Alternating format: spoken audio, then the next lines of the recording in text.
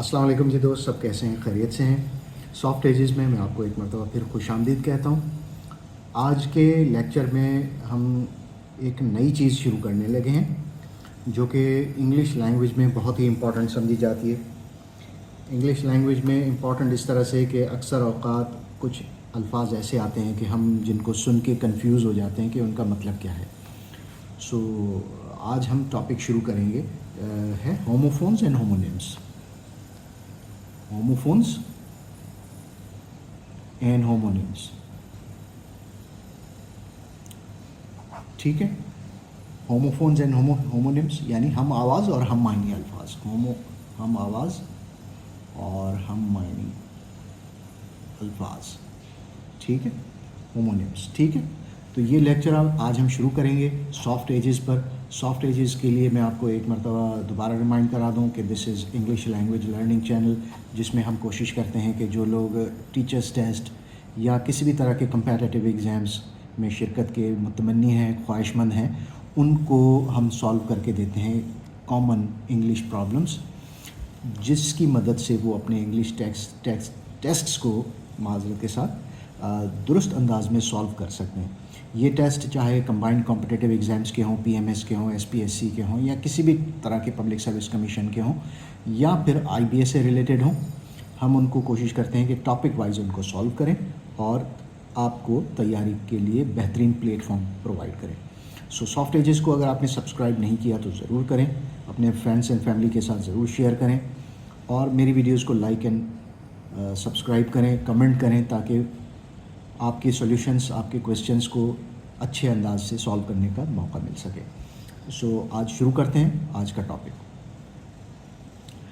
तो दोस्तों, homophones and homonyms, आज के लेक्चर में हम दो चीज़ों को समझेंगे जो मैं आपको पहले बता चुका हूँ। होमोफोन्स एंड होमोनिम्स ये ऐसे अल्फाज हैं जो या तो एक जैसे सुनाई देते हैं, उनका जो प्रोनंसिएशन होता है एक यकसा मालूम होता है, एक जैसे लिखे जाते हैं, लेकिन उनके जो मायने होते हैं वो मुख्तलिफ होते हैं। ये चीज़ अक्सर अंग्रेज़ी सीखने वालों को कंफ्यूज कर देती है।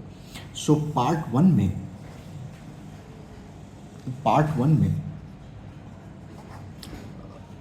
में हम होमोफोन्स को कवर अप करते हैं। होमोफोन्स ऐसे अल्फाज होते हैं जो साउंड उनका एक जैसा होता है, जो सुनाई दे तो एक जैसा तलफ़ुज़ महसूस होता है, ठीक है।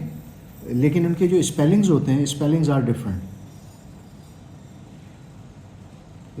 Different, but their sound is same, ठीक है। तो ये होमोफोन्स कहलाए जाते हैं। होमोफोन्स की जो मिसालें होती हैं, बहुत कॉमन सी मिसालें हैं, आपने भी सुनी होंगी।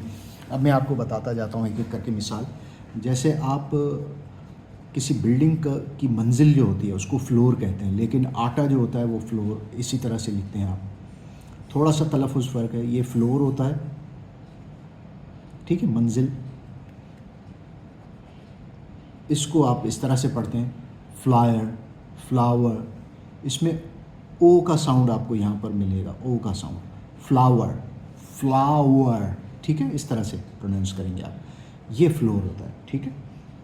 जैसे आप कहेंगे आई नीड सम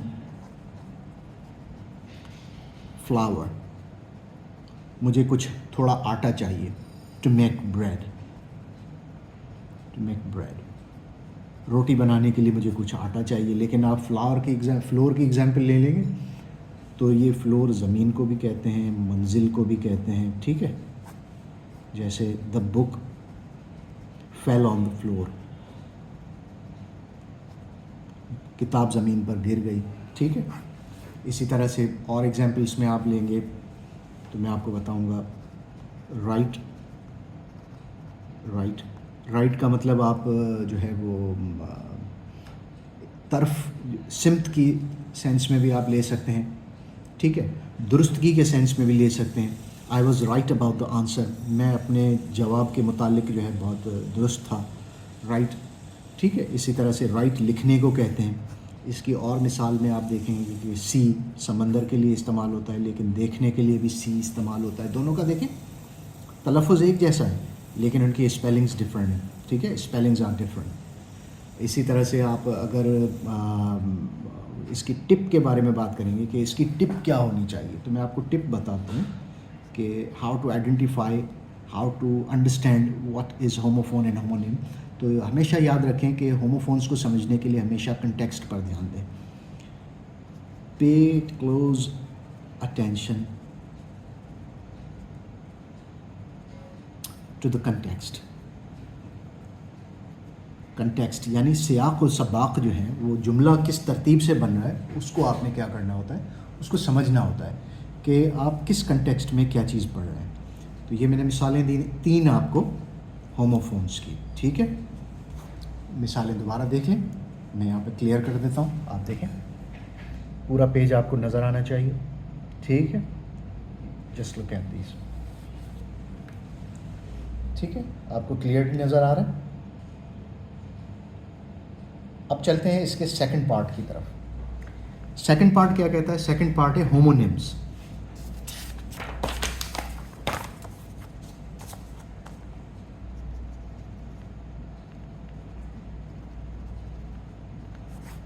होमोनिम्स क्या होते हैं?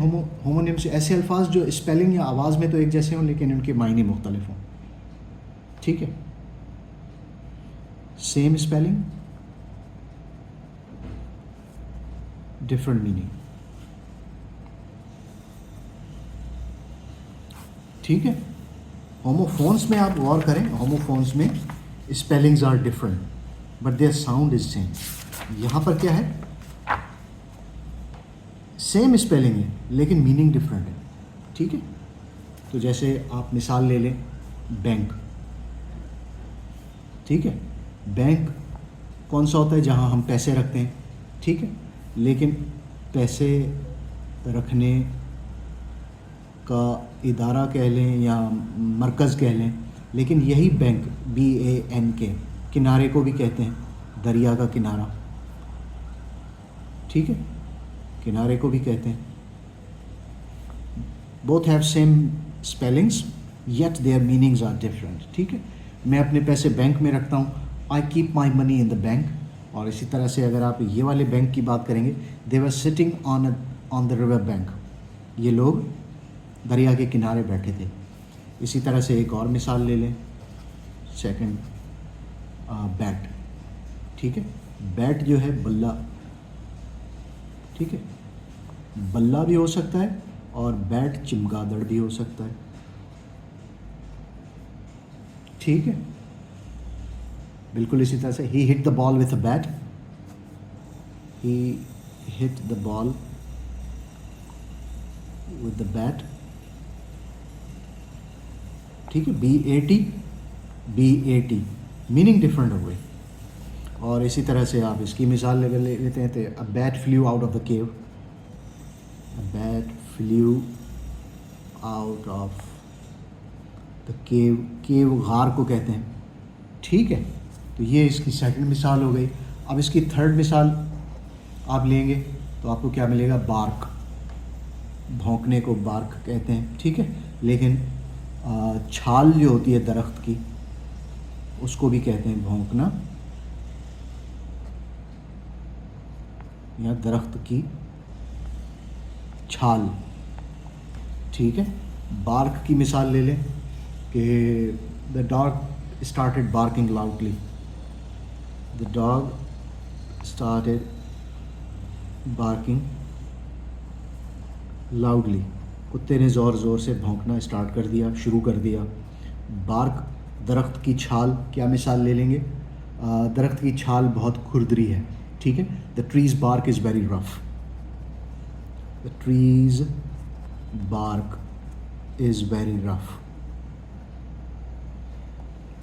दरख्त की छाल बहुत खुरदरी है, ठीक है। तो ये आपका हो गया 3 मिसालें होमोनिम्स की। होमोनिम्स का मैं दोबारा बता देता हूँ। Homonyms are the words having same spelling yet their meaning is very different, ठीक है। स्पेलिंग हमने क्या क्या सेम ली? मिसालों की सूरत में बैंक, पैसे रखने के इदारे को भी बैंक कहते हैं, लेकिन दरिया के किनारे को भी या किसी समंदर के किनारे को भी आप कहते हैं, ठीक है। बैट बल्ले को भी कहते हैं, बैट चमगादड़ को भी कहते हैं। इसी तरह से बार्क भौंकने को भी कहते हैं, बार्क दरख्त की छाल को भी कहते हैं। एग्जाम्पल सेंटेंसेस भी मैंने आपको यहाँ पे बना के दिखा दिए, ठीक है। Point two remember is that के होमोनिम्स को समझने के लिए हमेशा डिक्शनरी देखें, ठीक है, कि एक ही लफ्ज़ के कितने मायने हो सकते हैं, एक ही लफ्ज़ के कितने मायने हो सकते हैं। डिक्शनरी आपको ये समझने में मदद दे देगी। अब इसमें पार्ट 3 भी मैंने आपके लिए रखा है, that is very bonus. Part 3 में क्या है, पार्ट 3 के अंदर हमने रखा है प्रैक्टिस एक्टिविटी। प्रैक्टिस एक्टिविटी में मैं आपको बताऊंगा कि मिसाल देखें कि सन और सन, ठीक है। सन बेटे को कहते हैं, सन सूरज को कहते हैं। My son is 10 years old, the sun is shining brightly, the sun is shining brightly. इसी तरह से लीड होता है, ठीक है, एक लीड ये होता है और दूसरा भी लीड होता है। अब ये पहचानना आपका काम है कि कौन सा होमोनिम है और कौन सा होमोफोन है, ठीक है। इसी तरह से एक होता है पेयर, दूसरा पियर होता है, ठीक है।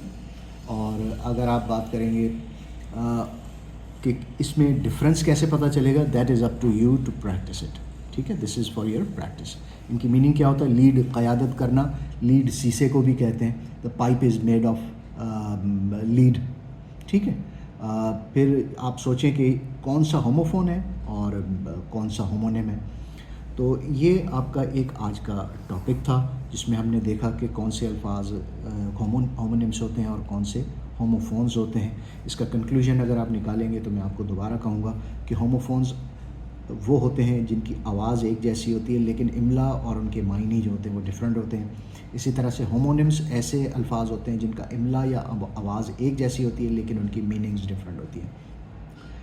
अगर ये फ़र्क आपको समझ में आ जाएगा तो आपकी विकेबलरी और स्पेलिंग्स दोनों बेहतर हो सकती हैं, ठीक है दोस्तों। तो आज का लेक्चर हम यहीं पर ही रखते हैं। उम्मीद है ये लेक्चर आपको बहुत ही आसान महसूस हुआ होगा। सॉफ्ट एजेस में हमारी कोशिश होती है कि आपको बहुत ही सहल और आसान अल्फाज में, आसान अंदाज में इस तरह के जो टॉपिक्स होते हैं जो कॉमन टेस्ट्स के अंदर आते हैं उनको सॉल्व करने का तरीका बताया जाए, उनकी एक्सप्लेनेशन दी जाए। सॉफ्ट एजेस को ज़रूर सब्सक्राइब करें। सॉफ्ट एजेस बहुत फ्री ऑफ कॉस्ट प्लेटफॉर्म है जहाँ पर आप हर तरह की नॉलेज हासिल कर सकते हैं इंग्लिश से रिलेटेड। अगर आपको कोई सवाल हो जो पूछना चाहते हो, जिसके ऊपर डिस्कशन करना हो, feel free to comment in my comment section. अपने दोस्तों के साथ मेरा चैनल ज़रूर शेयर कीजिएगा ताकि ज़्यादा से ज़्यादा लोग जितने चैनल पे डिस्कशन करेंगे, बैठेंगे, गपशप करेंगे तो उतनी ज़्यादा ही मुझे हौसला अफजाई होगी। और सीखने का अमल जो है वो बाई डायरेक्शनल यानी बाहमी होता है। आप कुछ मुझे सिखाएंगे, मैं आपको कुछ सिखाऊंगा। अगले लेक्चर तक के लिए मुझे इजाज़त दीजिए, फिर मिलेंगे एक और नई स्टोरी के साथ, नई कहानी के साथ, नए टॉपिक के साथ। तब तक के लिए इजाज़त दीजिए। खुदा हाफिज़। पाकिस्तान जिंदाबाद।